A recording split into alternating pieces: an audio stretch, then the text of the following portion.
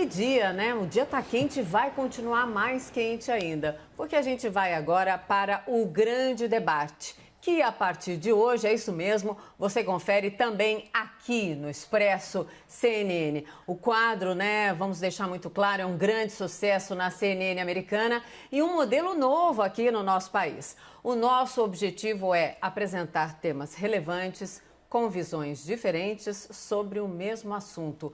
Tudo para você construir a sua opinião, a sua forma de pensar. É hoje, então, a estreia aqui no Expresso CNN do quadro Grande Debate. Sucesso é isso na TV americana e nós continuamos ligados nos acontecimentos de Brasília. E o nosso tema de hoje está ligado aí às ações do presidente Bolsonaro, do ministro da Saúde, Luiz Henrique Mandetta, e dos governadores. Os nossos debatedores são Augusto de Arruda Botelho, advogado especialista em direito penal. Um olá primeiro. Oi, Augusto, bem-vindo. Boa noite a todas e todos. Boa noite. Boa noite. E Caio Coppola, bacharel em Direito. Olá, Caio, muito bem-vindo. Muito boa noite, Mona Lisa. Boa noite, doutor Augusto. Vamos lá. Vamos lá, é isso. Olha, eu quero dar boas-vindas para os debatedores. Espero que esse debate seja de alto nível, respeitoso entre vocês e, claro, especialmente com esta mediadora. É esse o tom que a gente quer seguir e eu espero que a gente consiga perseguir nessa linha o tempo inteiro. Vamos começar então, rapazes, com a prorrogação da quarentena no estado de São Paulo, né? Até 22 de abril, esse assunto, claro, está em todas as rodas. Enfim, 15 estados brasileiros decidiram aumentar o prazo de isolamento social. Primeiras considerações, então, com você, Caio. Vamos lá. Bom, já que o ministro Mandetta aí na sua coletiva citou o Almir Sater, eu me permito começar também com uma citação, dessa vez do Nelson Rodrigues, né, ícone da dramaturgia nacional, que dizia que toda unanimidade é burra. Por isso, assusta ver num país tão diverso como o Brasil, os nossos governadores agindo de forma tão unânime a favor de uma quarentena cada vez mais prolongada em todos os municípios. Eu posso garantir para o espectador que, embora unânimes, de burros os governadores não têm nada. Né? E fazendo a ressalva de que, obviamente, há governadores bem intencionados, o fato é que essa unanimidade é movida muito mais por oportunismo político e covardia científica. E mais preocupante que a quarentena social é a quarentena intelectual, é deixar a racionalidade em segundo plano e abandonar o espírito da ciência. Né? Parece que o medo dominou as nossas autoridades públicas, o pânico. Numa questão complexa, como é o combate à pandemia, eles só ouvem um tipo de especialista, que são os médicos infectologistas, e entre esses profissionais da medicina, só aqueles que propõem uma única abordagem, que é trancar todo mundo em casa. O problema é que questões complexas, elas são multidisciplinares, elas envolvem ponderação de vários campos da ciência. A gente está falando do que, Mona Lisa? De psicologia, sociologia, criminologia, economia, estatística, gestão pública. Há evidências científicas em todas essas áreas que eu citei de que uma quarentena prolongada pode matar muito mais que a pandemia do coronavírus. Há evidências científicas de que isolamento vertical direcionado a grupo de risco é eficaz. Tem evidência científica de que a medicação à base de cloroquina e antibióticos tem apresentado, sim, resultados promissores e positivos. E o estudo alarmista que embasa, né, as atuais políticas de quarentena no Brasil, que vem do Imperial College lá de Londres, ele tem falhas metodológicas flagrantes, como já apontou há muito tempo o economista Hélio Beltrão. Eu pretendo demonstrar tudo isso aqui com dados e fontes ao longo do debate, porque eu sei que o espectador da CNN espera mais de nós do que uma frase lacradora como "fique em casa". Mas eu queria deixar alguns alertas ao público da CNN. Cuidado com quem estabelece um falso dilema entre saúde e economia. Como diz o Matheus Bandeira, o renomado consultor de empresa, salvar a vida econômica também é salvar a vida das pessoas. Cuidado também com parlamentares que exigem que você pare de ter renda, mas que não abrem mão do seu dinheiro de contribuinte para o fundão eleitoral. deles, né, óbvio, cuidado com a tirania de pequenos ditadores enrustidos que aceitam retrocessos na liberdade de expressão sob o pretexto da calamidade pública. Censurar, pessoal, sempre emburrece o debate. E cuidado com a hipocrisia de gente rica que manda você ficar em casa empobrecendo enquanto continua trabalhando e enriquecendo. Para fechar, preciso deixar isso bem claro, o que eu exponho aqui são opiniões pessoais e o que se espera de uma imprensa vigilante é que ela nunca abandone a ciência e ouça vozes plurais, ao invés de aceitar muito passivamente o que dizem e o que fazem os políticos. Isso não quer dizer que eu defenda a desobediência, né, às regras impostas pelas autoridades de saúde, eu respeito, eu só acho que elas devem ser questionadas democraticamente. Agora a sua vez, Augusto, por favor. Vamos lá. A ampliação da quarentena, se ela é boa para o país, ela é a única medida capaz de conter o avanço assustador dessa pandemia. E quem diz isso são todas as entidades médicas do mundo, incluindo aí a maior delas, a mais representativa, que é a Organização Mundial de Saúde. É o que também recomendam as secretarias de saúde dos estados brasileiros e o próprio Ministério da Saúde, que não é formado apenas por infectologistas. Se bem que, vamos pensar aqui, se eu quebro a perna, eu vou no ortopedista. Um problema do coração, no cardiologista. Para enfrentar uma pandemia, acho, no mínimo, recomendável se ouvir quem? Infectologistas. Mas, mesmo assim, essas entidades representativas da medicina do mundo todo é bastante plural, com especialistas de todas as áreas. E elas são unânimes em apontar que o isolamento social, a quarentena, atualmente é a medida mais eficaz para conter essa pandemia. Vou além, é o que a população brasileira pede. Há uma pesquisa divulgada hoje do Datafolha que aponta que 76% dos brasileiros apoiam a quarentena da forma como ela está. Indo além, 71% dos brasileiros aceitam, inclusive, o endurecimento dessas medidas. É também, espectadores, aquilo que a imensa maioria dos países que enfrenta essa pandemia com números assustadores de casos e de mortes, vem fazendo. Obviamente, não estamos aqui, e não caberia a um advogado uma proposta tão radical a esse ponto, de sustentar uma quarentena de longo período, até o fim do ano. Mas sim, precisamos estar atentos e observar, sim, as determinações dos órgãos responsáveis por este tipo de trabalho e analisar também o que os outros países têm feito. Por exemplo, a título de exemplo, a Itália prorrogou sua quarentena até 2 de maio. Outros países vêm fazendo o mesmo. Alguns países já começam a estudar a possibilidade de flexibilizar aos poucos esse isolamento social. Neste momento, na data de hoje e num futuro próximo, a única medida capaz de conter o avanço dessa pandemia é ficar em casa. Sim, eu gostaria então de vamos colocar um subtema que na verdade é tema também, o que a gente acabou acompanhando hoje aqui na CNN Brasil o tempo inteiro, essa repercussão toda da efervescência política hoje com manifestações importantes, relevantes do Supremo, da cúpula do Congresso Nacional em relação à prorrogação da quarentena e da permanência do ministro da Saúde, para ser mais específica, né, do ministro da Saúde, Luiz Henrique Mandetta, que os temas estão correlacionados. Eu gostaria de começar, então, com o Caio. Essas manifestações todas, Caio, em torno da relevância do ministro da Saúde, que prega o isolamento, por que elas estariam aparecendo tão fortes num dia como hoje, em que o ministro chegou, inclusive, a esvaziar gavetas? Esvaziaram para ele, aliás, para ser mais correta. Pois é, né? Obviamente a gente não acha que você enfrentar uma guerra, para ficar nessa metáfora que é tão utilizada, com o fronte desestabilizado é uma estratégia ideal, né? Por outro lado, ao contrário do que advogou aqui o meu o meu debatedor, não existe essa unanimidade na comunidade médica, né?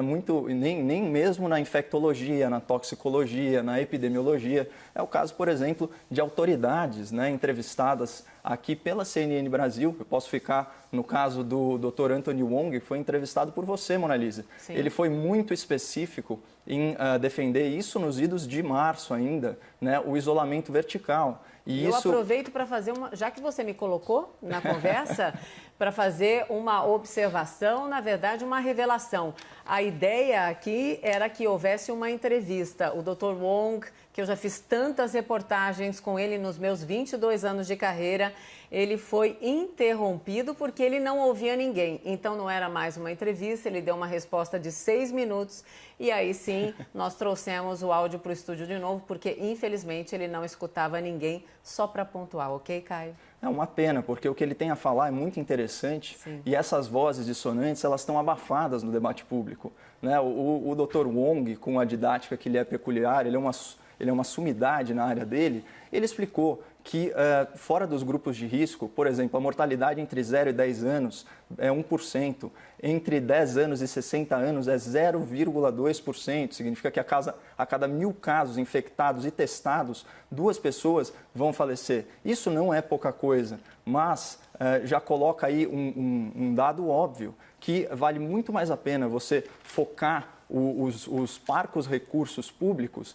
na população de risco, que são idosos, né, pessoas em idade avançada, com doenças crônicas, que eles chamam no jargão médico de comorbidades, né, e também pessoas com imunodepressão. Aí sim, esse de fato é o grupo de risco. Eu também gostaria de destacar outra excelente entrevista aqui na CNN do Dr. Dante Senra. Ele é cardiologista e ele comanda a UTI do IGESP. E ele falou aí de resultados muito promissores em relação à cloroquina e, obviamente, combinada aí com outros antibióticos. E ele trouxe um dado muito interessante sobre uma questão humanitária. Ele falou o seguinte, olha, como essa é uma doença que na sua forma letal ela é muito agressiva, ela mata muito rápido, chega a ser desumano você pensar em fazer testes elaborados, né, que eles chamam o teste duplo cego, em que você tem o grupo controle e o grupo teste e alguns pacientes recebem a medicação e outros não, porque você não pode negar um tratamento, ainda que experimental,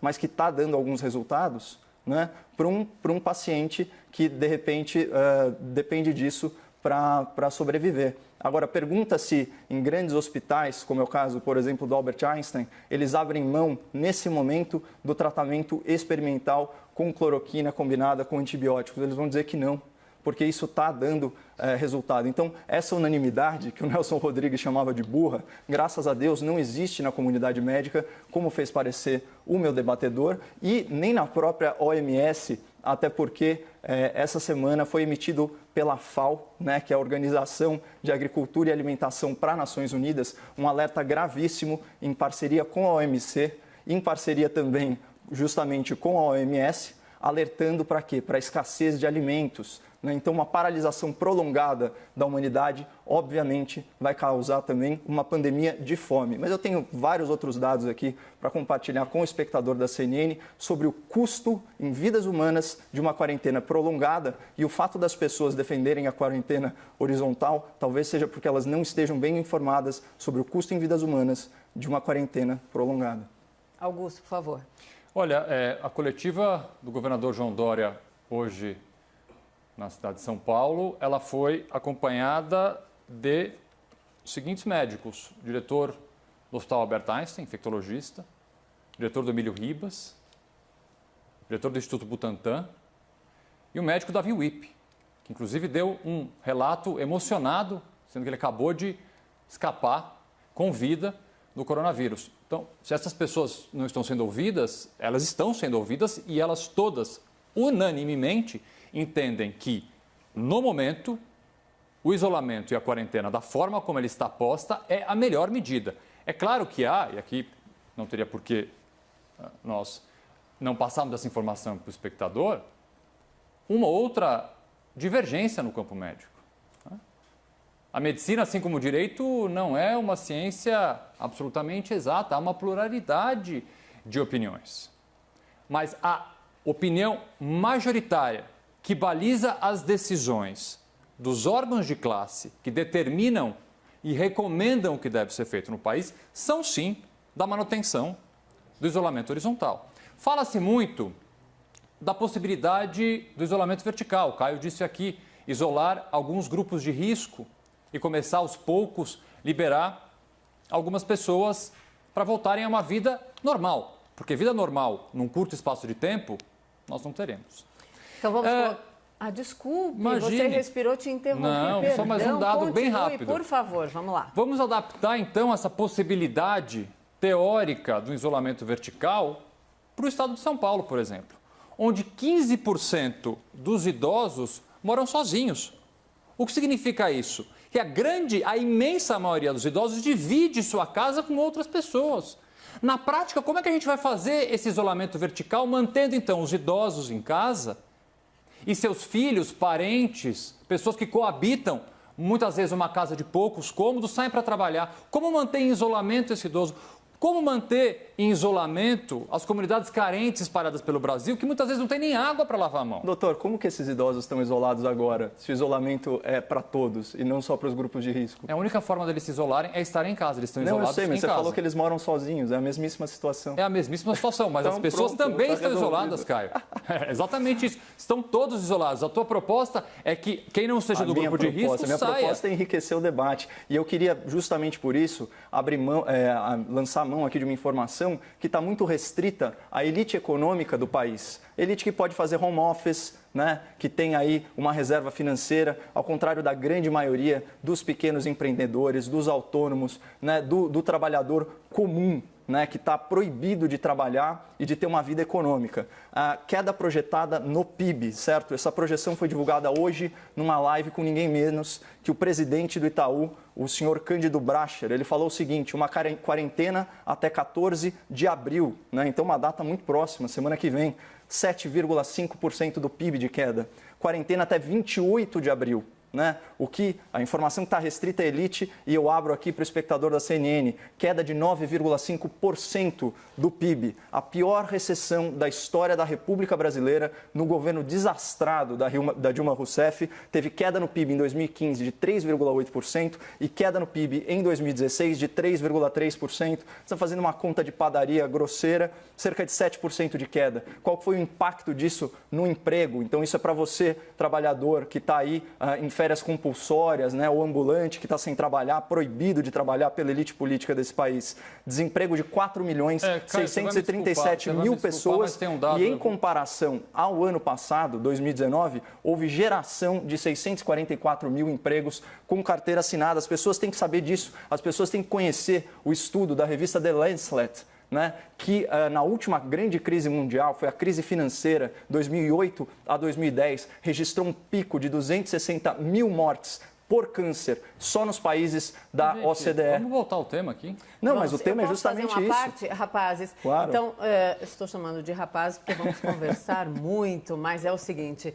para você entender a regra do grande debate, agora nós estamos vendo interrupções entre eles, naquelas primeiras considerações, não podemos fazer interrupção para que essas primeiras considerações fiquem claras para vocês e para quem nos vê. E agora sim, as interrupções podem ser feitas.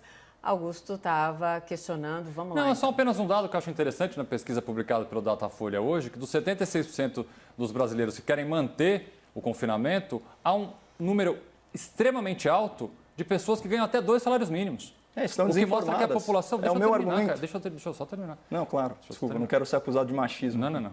Vamos lá. Então, exatamente uma parcela que recebe pouco, que ganha pouco, apoia em grande número essas medidas que são absolutamente difíceis para todos nós, mas com certeza muito mais para a parcela mais pobre da população, que já sofre diariamente e vai sofrer mais ainda com a economia da forma como está. E aqui acho que é um consenso que, obviamente, a economia não vai bem, já não ia bem e vai piorar. Doutor, vamos falar um pouquinho Vamos colocar um elemento nesse debate? O elemento da informação pode ser, Caio e Augusto? Pode. Então vamos lá. Hoje à tarde, o ministro da Saúde anunciou que a partir da próxima semana, as cidades e os estados que têm mais da metade dos leitos disponíveis, essas sim vão poder reduzir parcialmente as restrições de isolamento social. Aí já a gente corrobora para o debate. O que vocês acham? É uma obviedade, né, Mona Lisa? Porque é o seguinte, o Brasil tem 5.700 municípios, um pouquinho mais, na verdade. O último número que eu vi, 5.200 municípios não tinham registrado sequer um caso do novo coronavírus. Né? Talvez eu esteja desatualizado, vamos pensar numa lógica de 5.000 municípios. A gente está falando de 5.000 cidades, 90% das cidades do Brasil não tem sequer um caso. Será que não é possível a gente imaginar que num cluster de cidade, numa aglomeração, grandes regiões, não é possível que essas pessoas retomem a atividade econômica, tomando precauções, né, de isolamento social? E quando eu falo esse tipo de coisa, eu me sinto aqui muito solitário, mas na verdade eu não estou. A gente tem, já que eu trouxe à baila aí a questão do teste duplo cego, e já que o doutor Augusto trouxe aí alguns dados, né, sobre outros países, quais que eu acho interessante reproduzir? Ele falou da Itália. Teve uma determinada semana, né, que a idade média dos mortos na Itália pela Covid-19 era de 79 anos para homem e 83 anos para mulheres, em média com 2,7 comorbidades em cada paciente. Então, percebam como o grupo de risco é muito determinado. Outro dado interessante sobre Itália e Espanha, que são os países com a maior mortalidade registrada, né? Então, a nossa solidariedade também a esses países, obviamente, mas em termos relativos, para cada 100 mil habitantes, você vai ter a Itália com 13 UTIs, leitos de UTI, e a Espanha com 10. No Brasil, são 20. Né? As equações lá e as projeções do estudo do Imperial College, que é como o mundo tem se baseado, eles não dão conta de equipamento de proteção individual, a capacidade dos sistemas de saúde de inflarem para atender a crises, né? Os hospitais de campanha aqui em São Paulo são exemplo disso, as adaptações de leito em vários hospitais aqui são exemplo disso, e a gente está submetendo a nossa população, como eu disse, a uma recessão econômica que pode vitimar muito, mas muito mais do que a pandemia em si, se forem adotados critérios razoáveis de isolamento, como foi o caso da Suécia. Eu queria trazer essa comparação porque talvez seja o único duplo cego, realmente o único teste científico, né, seja nos países nórdicos. Na Suécia foi adotado um modelo de isolamento vertical com foco em grupos de risco. Outros países nórdicos, como Dinamarca, Noruega e Finlândia, não adotaram. E olha só, quando a gente faz comparações aqui, eu estou olhando os números, né? Entre casos confirmados e velocidade de crescimento do contágio, entre número de óbitos e altas hospitalares. Em termos relativos, isso não se altera. Só que na Suécia, a vida segue, tem restaurantes abertos. Eles adotaram protocolos de isolamento social e foco nos grupos de risco. Existe uma falácia, por exemplo, em relação à Coreia do Sul, falando que a Coreia do Sul adotou testes em massa. É mentira. Menos de 1% da população. Isso é foco. Em Israel, né, deem uma pesquisada no Instituto Weizmann, ciência de ponta, falando aí dos benefícios de um lockdown intermitente que alterna dias de trabalho com dias de quarentena, né, e explora o tempo de contágio do vírus a favor das pessoas. Então tem muita alternativa na mesa, alternativa de ponta de países desenvolvidos, e parece que quem não defende a quarentena horizontal é uma pessoa do mal, sem empatia, quando na verdade o que a gente quer prevenir é mais mortes. Augusto, por favor. Vamos lá, primeiro eu vou responder a pergunta que me foi feita, com relação à possível flexibilização que o Ministério da Saúde pretende fazer. Aqui, primeiro, uma divergência de posicionamento. Nós precisamos acompanhar os próximos dias como é que isso vai ser dirimido entre o governo federal e governos estaduais, porque há uma série de estados, 15 pelo menos, que estenderam esse período de quarentena. Absolutamente estenderam, sem qualquer tipo de flexibilização. Se o governo federal, através do Ministério da Saúde, pretende flexibilizar, a notícia que se dá é que a partir de 13 de abril alguma flexibilização vai ser feita em municípios que o contágio não está muito grande ou que há leitos disponíveis, é necessário que haja uma conversa e uma uniformidade de informações, até para que o cidadão não fique inseguro com duas informações eventualmente contraditórias. Esse é o primeiro ponto. O segundo ponto é, se for essa a opção dos técnicos do Ministério da Saúde, eu tenho certeza que esses técnicos fizeram isso com base em estudos, com base em análises numéricas, e é uma proposta que nós temos que acompanhar e ver. E acontece, por exemplo, o Caio sempre cita alguns artigos, sempre de março. Há poucos artigos recentes, por quê? Porque essa pandemia ela é absolutamente dinâmica, as coisas mudam. Muitas vezes, opções de países no momento, no início de março, em fevereiro, são opções completamente diferentes. Suécia, por exemplo, li hoje uma matéria, sim, há estabelecimentos abertos vazios, restaurantes absolutamente vazios. E vamos voltar aqui a falar um pouco então da parte técnica e dessa suposta divergência que há no meio médico e no meio de pesquisa sobre a necessidade sim de se manter o isolamento da forma como ele está feito. Volto a dizer, há divergências pontuais, como a citada pelo Caio, de um instituto bastante respeitado em Israel, e esse trabalho eu tive a curiosidade de ler e é realmente, Caio, um trabalho bastante interessante de um médico chamado Uri Alon. Ele nem é médico. Primeiro ele começa, deixa eu continuar. Primeiro ele começa dizendo que o estudo dele e o texto dele, na verdade, tem que ser cautelosamente analisado. Ele fala mais do que isso. Eu cautelosamente sugiro, e aí ele começa a sugerir, de fato, essas possibilidades de um confinamento intermitente, por assim dizer. Algumas pessoas, você trabalha alguns dias da semana e você fica em casa alguns dias da semana. Sim. E esse texto, ele continua dizendo que nos dias em que você precisa, então, sair para trabalhar, você deve observar critérios absolutamente rígidos de higiene. Mas é mais óbvio, do que isso, doutor. deixa eu continuar, Caio. É óbvio. Caio. Caio, Deixa eu só terminar. Vamos ouvir mais agora do que isso, ao mais do Augusto que isso. O que aponta? O estudo que você citou, eu li o estudo, eu estou aqui dizendo o que eu achei do estudo, o que diz o estudo, na verdade, não é nem opinião minha. Aqui foi uma tradução própria que eu fiz do estudo que o Caio está citando. O que então o doutor Uri propõe? Que na volta desses trabalhadores para casa, os espaços públicos por onde esses trabalhadores passaram sejam desinfetados. E mais, finaliza esse texto dizendo que é necessário fazer teste em massa. Isso pode funcionar muito bem na Suécia, pode funcionar muito bem em Israel. Estamos no Brasil. O problema agora é o Brasil. Nós não temos teste em massa, nós temos favelas sem água. Nós não temos como higienizar locais públicos, nós não temos, muitas vezes, nem pessoas suficientes para limpar as ruas. Então, veja bem, esses textos divergentes da imensa comunidade médica mundial, muitas vezes ele se restringe a uma realidade que não é nossa.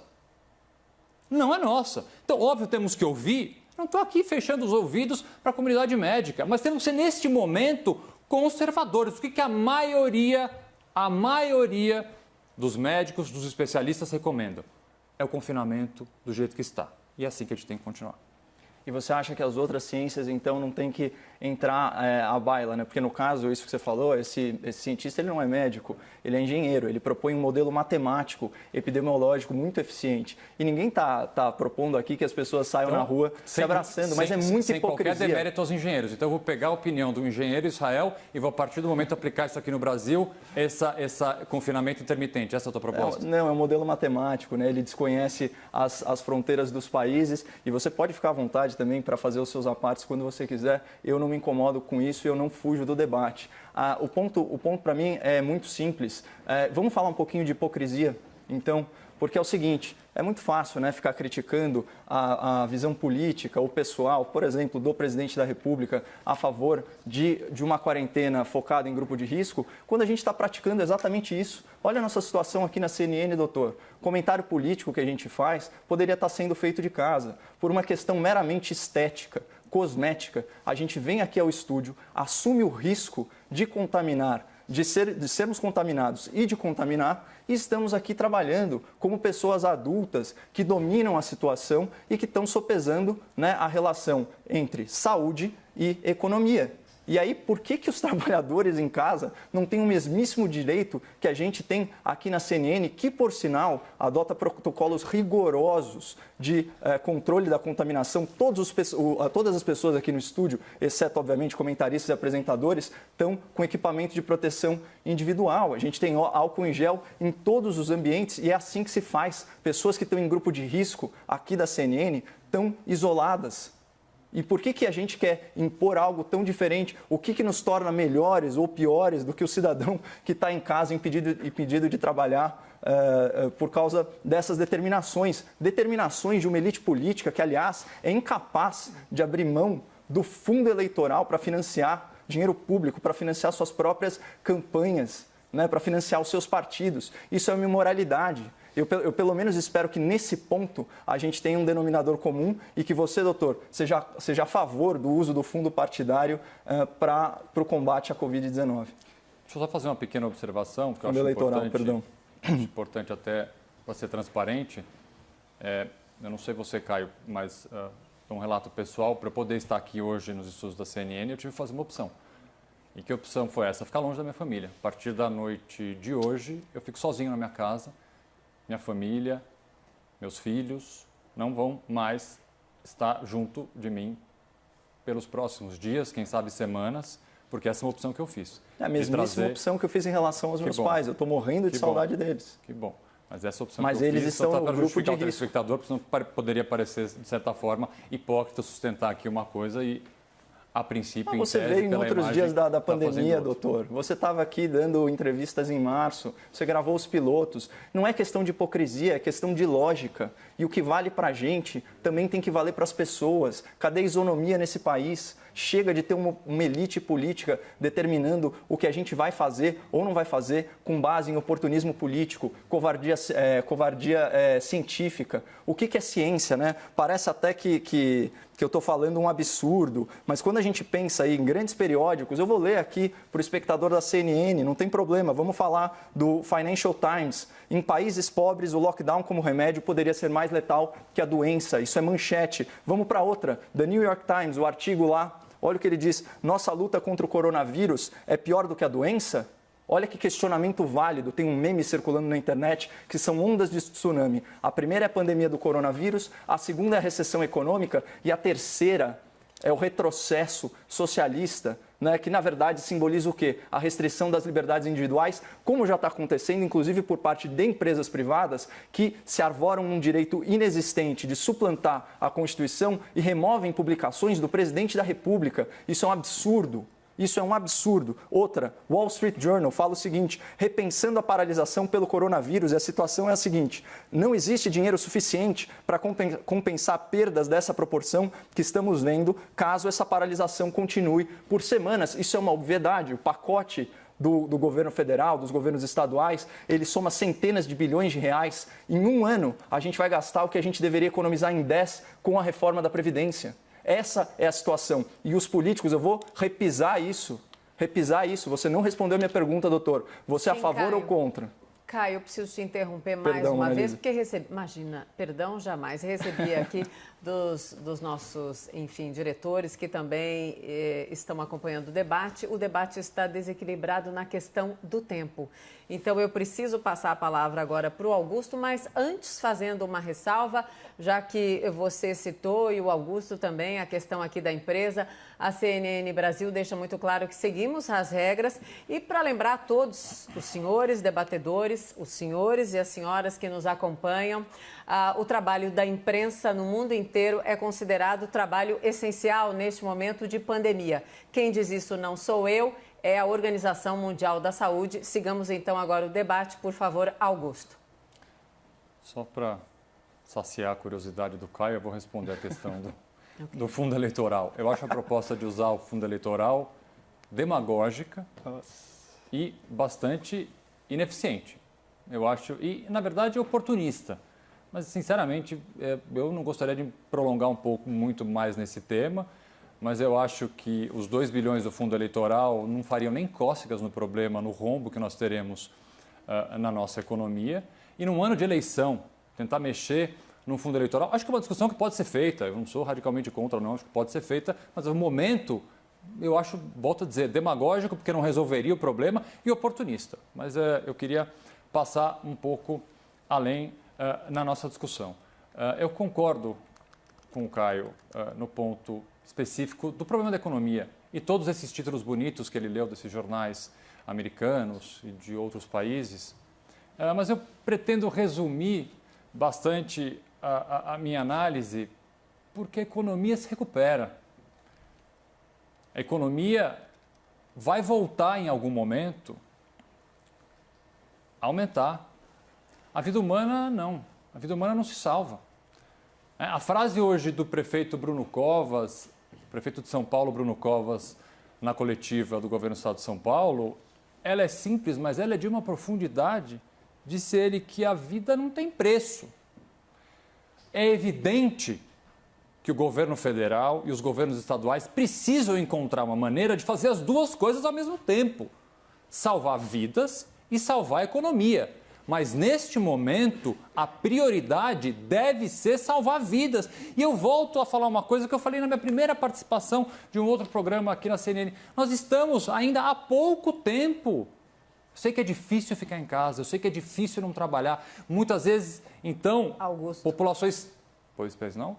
termine a frase, porque nós estamos terminando o nosso tempo. Preciso dos argumentos finais dos dois, 1 minuto para cada um. Eu passo a palavra, começando então, com você. Eu passo a palavra para o Caio para ele fazer Você já conclui seu pensamento, fica mais lógico e já faça os seus argumentos finais, aí vai o Caio. Pode ser, debatedores? Claro que pode. Vamos lá. Claro que pode. Então, eu vou fazer meus agradecimentos primeiro, inicialmente, convite que foi feito pela CNN, agradecer a Mona Lisa, a Carol e o Caio.